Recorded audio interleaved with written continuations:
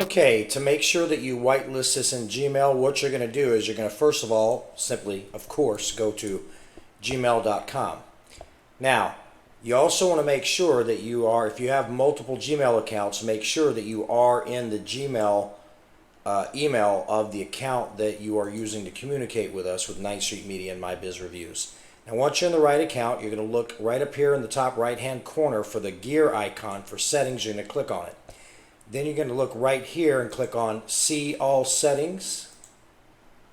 Once you click on See All Settings, you'll see some tabs up here. You're going to scroll over to Filtered and Blocked Addresses and click on that. Then you're going to come about 2/3 of the way down in the center of the screen and you're going to click on Create a New Filter. And there we go. So you're going to get a pop-up. Now once you get this pop-up, what you're going to do is you're going to come back to the email.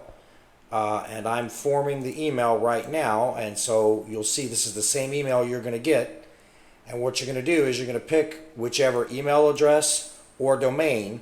So if it's an email address, you just copy and paste the email address, but I'm going to go with a domain because I want you to see how that works.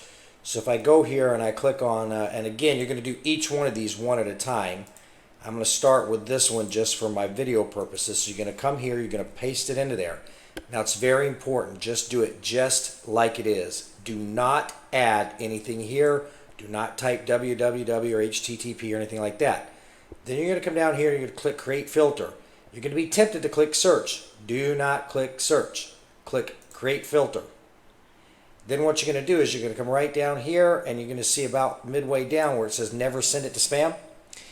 You need to click on and check the box that says Never Send It to Spam, and then once you do that, you click Create Filter, and that email address will now have been added to your filters or that domain. So any email from anybody at easybiztext.com will come there because you put it as a domain instead of just at an individual email address. So then what you're going to do is you're just going to repeat the process. You simply click Create a New Filter again.